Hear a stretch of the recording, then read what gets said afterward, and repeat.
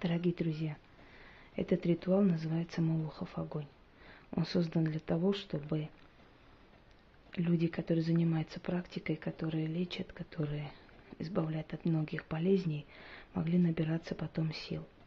Огонь издревле считался великой силой Вселенной. Некоторые народы считают, что Бог есть вселенский огонь. Те же самые, например, езиды, которые называют себя именем Бога Яздана, что в переводе с древнепарфянского означает «великий огонь». Огнепоклонниками были все народы Востока.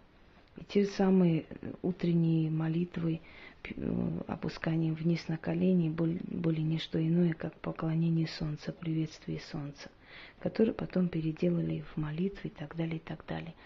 Корней очень много, нужно это все знать, и если кому интересно, конечно. Вот сейчас я совершаю ритуал, называется Молохов огонь.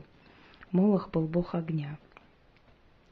Еще его называли Вселенский кузнец. Его сравнивают с Гефестом греческим. Вообще кузнецы испокон веков считались какими-то обладателями магических знаний, поскольку они работали с огнем, а огонь всегда дает силу.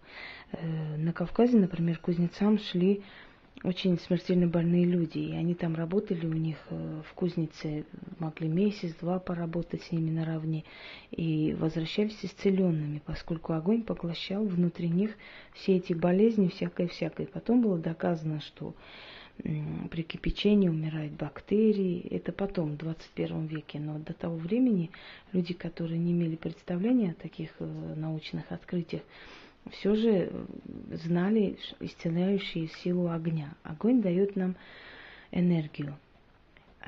Энергия огня очень нужна нам для продолжения нашей жизни и нашего здоровья, поскольку мы очень много жертвуем во имя людей. А понимают они этого или нет, но это уже другой вопрос. Так, давайте сейчас я вам покажу, что нужно сделать. Итак, просто зажигайте на алтаре огонь, как угодно. Вот у меня есть там огоньки специальные для ритуалов, есть свечи, без разницы. Главное, чтобы был источник огня. И красок чем можно меньше, чтобы не отвлекаться. Держа руку над огнем, читаем заклинание. О ты, вездесущий, всепожирающий огонь Молохов, внемли моим речам, услышь меня. О ты, испепеляющий, исцеляющий, убивающий и согревающий Молохов огонь, внемли речам моим, услышь меня. Испепеляй врагов моих до скончания лет, исцеляющим теплом своим исцели мне душу. Всепожирающим жаром своим пожирай мои боли и беды.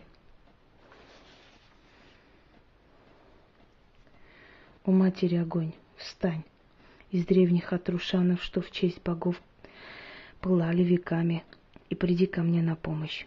Внемли моим речам, услышь мой голос. О сила великого огня, приди мне на помощь. Очищается пламенем Твоим моя судьба, согревается теплом Твоим моя душа, сила Твоя отныне со мною свершилась. Я вас уверяю, что этот ритуал очень сильный.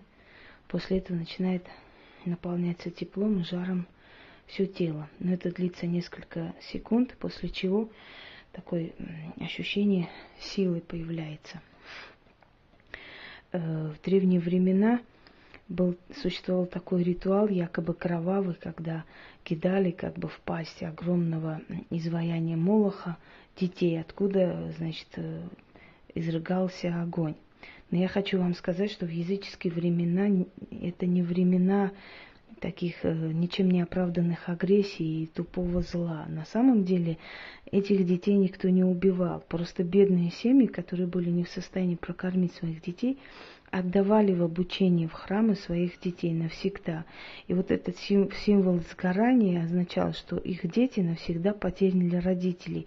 Огонь выходил с другого места, а дети как бы отдавались совсем из другого помещения Но все это как создавало некую иллюзию, как бы бросание в огонь, после чего эти дети получали жреческое образование, и они работали потом писарями в царских дворцах, либо секретарями, либо в каких-то там войсковых там частях и так далее. То есть им обеспечивало государство полное содержание, помощь и поднимание по лестнице со временем, ну, как бы они становились чиновниками царскими, как правило.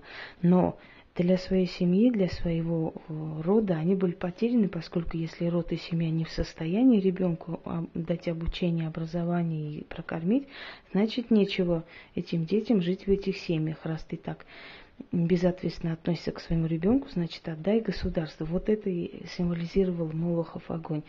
Поэтому, когда вы читаете, на самом деле вся история передана церковью и церковными отцами, естественно, искажена до безобразия. И ощущение, якобы в язычестве вообще были не люди, и только вот христианство сделало из людей людьми. На самом деле совсем не так было.